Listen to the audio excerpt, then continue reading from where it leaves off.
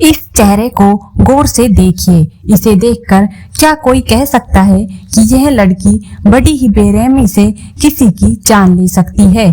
कम से कम इस मासूम चेहरे से तो कहीं से यह लड़की कातिल नहीं दिखाई देती। लेकिन एक कहावत है ना कि डोंट जज a book by its cover. यहाँ भी कुछ ऐसा ही है मामला। वास्तव में ये एक बेरहम कातिल है। इसका नाम है वृषाली ठाकरे। तो आखिर वृषाली की पूरी कहानी क्या है? इसके माथे किसकी हत्या का इल्जाम है? हत्या का कारण क्या था? वो पुलिस ने इस हत्याकांड का पर्दाफाश कैसे किया? चलिए जानते हैं सब कुछ इस वीडियो में। सच्चाई जानकर आप भी हैरान रह जाएंगे, तो वीडियो में अंत तक जरूर बने रहें। कहानी में आगे बढ़ने से पहले अगर आपने अभी तक ट्रू क्राइम स्टोरी चैनल को सब्सक्राइब नहीं किया है तो प्लीज कर लें। इस कहानी के दो सबसे अहम किरदार है वृषाली ठाकरे और जगदीश सालुंखे। जगदीश सालुंखे मूल रूप से जनपद जलगांव के तालुका रावेद का रहने वाला था। जगदीश का पिता अपने गांव में ही हेयर कटिंग की दुकान चलाकर गुजारा करता था। जगदीश के अलावा जगदीश का एक और भाई था जो शादी के बाद गांव से निकलकर अपनी पत्नी के साथ थाने के कोलसेवाड़ी नाम की जगह पर रह रहा था। जगदीश अपनी पढ़ाई लिखाई गांव से ही करता है। पढ़ाई पूरी करने के बाद वह भी अपने बड़े भाई के पास चला जाता है और यहाँ आकर नौकरी की तलाश में लग जाता है। कुछ समय की मेहनत के बाद उसे एक फार्मास्यूटिकल कंपनी में जॉब मिल जाती है। जब जगदीश की नौकरी लग जाती है और उसे जॉब करते हुए कई महीने बीत जाते हैं तो परिवार वाले जगदीश की शादी का प्लान बनाने लगते हैं, क्योंकि जगदीश भी अब अच्छी खासी कमाई कर रहा था। इसीलिए वह भी शादी के लिए हाँ कर देता है। कुछ ही दिनों में जगदीश के लिए रिश्ते आने लगते हैं। कई रिश्तों में से एक रिश्ता मलाड की रहने वाली वृषाली ठाकरे से भी था। 22 साल की वृषाली ठाकरे की तस्वीर पहली ही नजर में जगदीश के परिवार वालों को पसंद आ जाती है। फिर जगदीश को भी लड़की की फोटो दिखाई जाती है। जगदीश भी इस रिश्ते के लिए हाँ कर देता है और पारिवारिक स्तर पर रिश्ते की बात आगे बढ़ाई जाती है। सब कुछ तय होने के बाद जगदीश और वृषाली के बीच एक दो मुलाकातें भी होती है और फिर दोनों इस रिश्ते के लिए हाँ कर देते हैं। फाइनली कुछ दिनों के बाद जगदीश और वृषाली ठाकरे की एंगेजमेंट भी हो जाती है। जैसा कि तय होता है, सगाई के बाद जगदीश और वृषाली भी आपस में फोन पर बातचीत करने लगते हैं। धीरे धीरे एक दूसरे को समझने का प्रयास करने लगते हैं। इस तरीके से 6 महीनों तक दोनों का रिश्ता अच्छा खासा चलता है। अब फाइनली वह दिन आ जाता है जिसका वृषाली और जगदीश बेसब्री से इंतजार कर रहे थे। 29 दिसंबर 2018 वृषाली और जगदीश 7 जन्मों के लिए एक दूसरे के हो जाते हैं। मगर क्या यह सच है? 7 जन्मों का बंधन था? नहीं, क्योंकि इस शादी में के कुछ दिन बाद ही अब वृषाली का वह रूप देखने को मिलता है जिससे अब तक जगदीश अनजान था। शादी के बाद जगदीश अपनी पत्नी को लेकर कोलसेवाड़ी में परिवार के साथ फ्लैट में ही रहने लगता है। मगर दोनों पति पत्नी लंबे समय तक नहीं रह पाते हैं, क्योंकि अब आए दिन दोनों में छोटी छोटी बातों को लेकर झगड़ा होने लगता है। शुरू में जगदीश के परिवार वाले बहू को समझाने की कोशिश करने लगते हैं, मगर वह समझने की बजाय इस परिवार से अलग रहने की जिद करने लगती है। जगदीश सोचता है कि शायद परिवार से अलग रहेंगे तो पत्नी से झगड़ा नहीं होगा। इसी सोच के साथ वह उषा सदन में सोसाइटी में एक दूसरा फ्लैट किराए पर लेकर रहने लगता है। अब इस फ्लैट में जगदीश और वृषाली के अलावा कोई नहीं रह रहा था। दिन के समय जगदीश ऑफिस में जाकर काम किया करता था, जबकि वृषाली घर का कामकाज संभालती थी। अब 3 महीने बीत चुके थे। दोनों का रिश्ता अच्छा चल रहा था, मगर अचानक से 6 मार्च को कुछ ऐसा होता है जिससे हर कोई हैरान रह जाता है। दरअसल रात के लगभग 11 बजे वृषाली बेहद ही घबराई हुई आवाज में जगदीश के मामा नंदलाल को कॉल करती है। वैसे तो वृषाली जगदीश के किसी भी रिलेटिव को कॉल नहीं करती थी, इसीलिए जब वृषाली का कॉल जगदीश के माँ और मामा के पास आता है तो वह थोड़े चौंक जाते हैं। वह बेहद ही घबराई हुई आवाज में कहती है कि मैं सब्जी लेने घर से बाहर आई हुई थी। अभी जब घर के अंदर आई तो देखा घर का सारा सामान बिखरा पड़ा हुआ है। यहीं पर जगदीश बेहोश पड़े हुए हैं, आप जल्दी से आ जाइए। इतना सुनते ही जगदीश के मामा अपने कुछ और करीबी रिश्तेदारों और पड़ोसियों को लेकर भागते हुए जगदीश के फ्लैट पर आते हैं। यहाँ देखकर सच में लग रहा था कि घर में चोरी हुई है। इसी दौरान चोरों ने जगदीश की हत्या करने का प्रयास किया है। वहां पर मौजूद लोग देखते हैं तो पता चलता है कि जगदीश की सांसें अभी भी चल रही है। इसीलिए तुरंत जगदीश को लेकर ये लोग पास के हॉस्पिटल में जाते हैं, मगर गंभीर हालत को देखते हुए जगदीश को रेफर कर दिया जाता है। अब ये लोग जगदीश को लेकर रुक्मणी बाई हॉस्पिटल जाते हैं, पर यहाँ पर आते ही जगदीश को मृत घोषित कर दिया जाता है। साथ ही हॉस्पिटल प्रशासन द्वारा इस बात की जानकारी स्थानीय पुलिस स्टेशन में भी दी जाती है। सूचना मिलते ही स्थानीय पुलिस स्टेशन के कुछ पुलिस वाले हॉस्पिटल पहुंचकर जांच शुरू कर देते हैं। कागजी कार्रवाई पूरी करने के बाद जगदीश के शव को पोस्टमार्टम के लिए भेज दिया जाता है। आखिर उस घर में ऐसा क्या हुआ था कि जगदीश की जान ही चली गई? यह सभी के लिए रहस्य बना हुआ था। इस रहस्य में कोई पर्दा उठा सकता था तो वह थी वृषाली ठाकरे। मगर शादी के सिर्फ 3 महीने बाद पति के खोने के गम में उसका तो रो रो कर बुरा हाल था।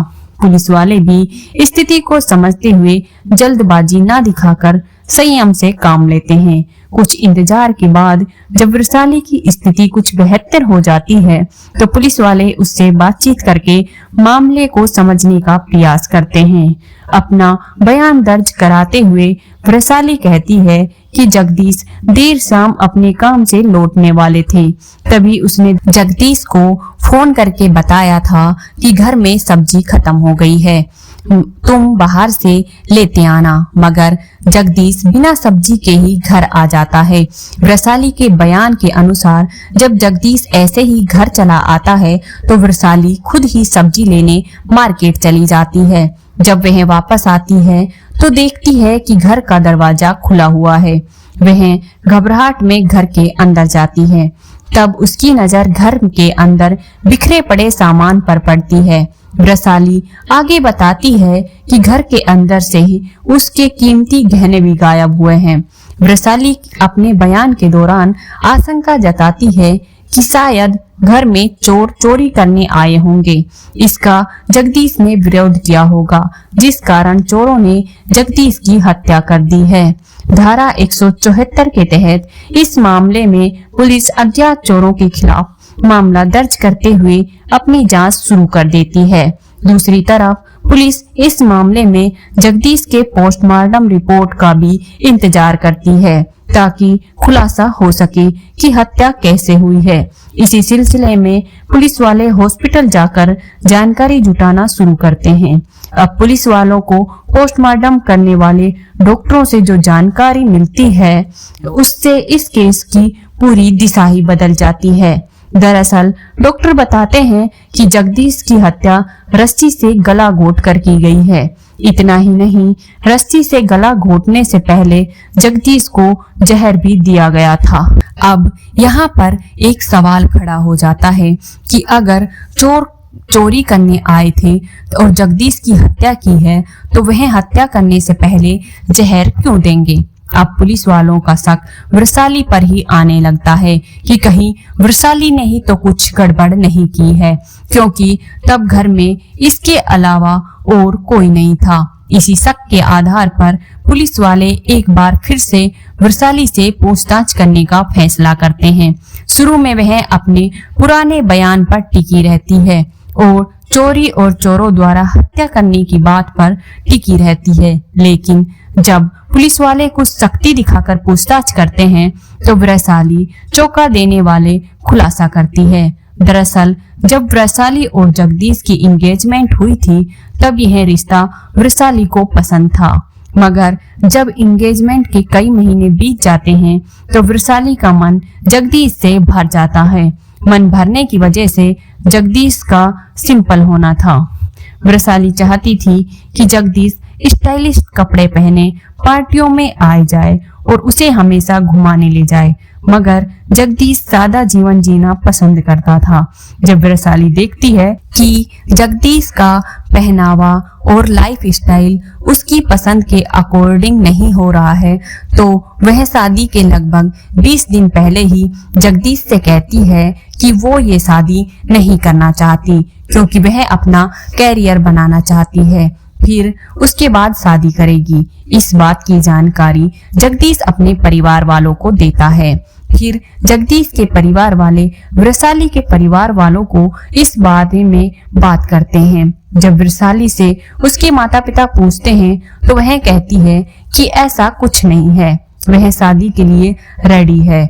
अब एक बार फिर से दोनों परिवारों में शादी की तैयारियां होने लगती है, मगर शादी से 3 दिन पहले एक बार फिर से वैशाली जगदीश से कहती है कि अब भी यह शादी नहीं कर सकती क्योंकि अगर तुम लोगों ने जबरदस्ती शादी की तो मैं अपनी जान दे दूंगी। इस पर जगदीश एक बार फिर से परिवार वालों से बात करता है और वो भी इस शादी को रोकने के लिए तैयार हो जाता है, मगर फिर पारिवारिक स्तर पर बातचीत होती है। करीबी रिश्तेदारों द्वारा एक पंचायत बुलाई जाती है जिसमें एक बार फिर से शादी के लिए बात बन जाती है, मगर वैशाली ने शादी के बाद जीवन समाप्त कर लेने की धमकी दी थी। तो पंचायत के दौरान ही लिखित में तय किया जाता है कि अगर शादी के बाद वैशाली अपना जीवन खुद समाप्त करती है तो उसकी जिम्मेदारी जगदीश या उसके परिवार वालों की नहीं होगी। इस तरह पारिवारिक स्तर पर समझौते के बाद शादी हो जाती है। पुलिस पूछताछ के दौरान वैशाली यह भी खुलासा करती है कि भले ही उसकी शादी उसकी मर्जी के खिलाफ हुई थी, मगर वह शादी के बाद भी जगदीश से छुटकारा पाने का प्लान में लगी रहती थी। इसी क्रम में एक दिन जब जगदीश काम से वापस आता है तो वह पहले उसके खाने में जहर मिला देती है। खाना खाने की कुछ देर बाद ही जगदीश की तबीयत खराब होने लगती है। कुछ ही देर बाद जगदीश बेहोश हो जाता है। जगदीश के बेहोश होने पर वैशाली पास में रखी एक मजबूत रस्सी से जगदीश का गला घोट देती है और तब तक गला घोट कर रखती है जब तक कि जगदीश की सांसें थम नहीं जाती है। जब वैशाली को यकीन हो जाता है कि जगदीश मर गया है तो फिर वो घर से कीमती ज्वेलरी गायब करती है। घर के सभी सामान को इधर उधर बिखेरती है ताकि लूटपाट जैसा माहौल बनाया जा सके और फिर सब्जी लाने के बहाने घर से बाहर निकल जाती है। थोड़ी देर बाद घर के अंदर दाखिल होकर जगदीश के मामा को फोन करके अपनी बनी बनाई कहानी सुनाना शुरू कर देती है, मगर आखिरकार पुलिस के सामने उसकी सारी चालाकी फेल हो जाती है। पुलिस के सामने एक और खुलासा होता है कि यह पहली बार नहीं था जब वैशाली ने जगदीश को जहर दिया था, बल्कि शादी से बस 2 दिन पहले भी वैशाली ने जगदीश को जहर देने का प्रयास किया था। दरअसल वैशाली उस दिन बैचलर पार्टी के नाम पर अपने कुछ दोस्तों को पार्टी देती है। उस पार्टी में जगदीश को भी बुलाया जाता है। काम में बिजी होने के कारण जगदीश पार्टी में समय पर नहीं आ पाता है, इसलिए वह खाने में शामिल नहीं हो पाता है। इसी कारण जब जगदीश पार्टी से जाने लगता है तो वैशाली उसे एक टिफिन ले जाने के लिए कहती है और कहती है कि इसे तुम घर जाकर खा लेना। जगदीश घर पहुंचकर जब टिफिन खोलता है तो उसमें से बहुत ही अजीब बदबू आती है, इसलिए वह खाने को बाहर फेंक देता है। इस तरीके से शादी से पहले उसकी जान बच जाती है, मगर वह लंबे समय तक वृषाली की साजिशों से नहीं बच पाता है और शादी के 3 महीने बाद बेहद दुखद तरीके से उसकी मौत हो जाती है। हत्या का कारण केवल इतना था कि वृषाली को मॉडर्न टाइप के लड़के पसंद थे, जबकि जगदीश चमक धमक से दूर सिंपल जीवन जीने में लगा रहने वाला लड़का था। इस पूरे खुलासे के बाद पुलिस वृषाली को गिरफ्तार करके जेल भेज देती है। वृषाली पर हत्या की धाराओं सहित कई और गंभीर धाराओं में मामला दर्ज किया जाता है। यह मामला अभी कोर्ट में चल रहा है। वैसे तो इस मामले में सुनवाई पूरी होने के बाद अदालत उचित फैसला सुनाएगी, लेकिन आपके अनुसार वृषाली को क्या सजा मिलनी चाहिए? कमेंट्स बॉक्स में जरूर साझा करें। और अगर आपको हमारी मेहनत पसंद आई हो और इसी तरह की और भी इंटरेस्टिंग कहानी चाहिए तो प्लीज हमारे चैनल को लाइक, शेयर एंड सब्सक्राइब करें। और इस तरह की कहानी सुनाने का उद्देश्य हमारा किसी का दिल दुखाना या किसी को परेशान करना नहीं है, बल्कि आपको जागरूक करना है। धन्यवाद।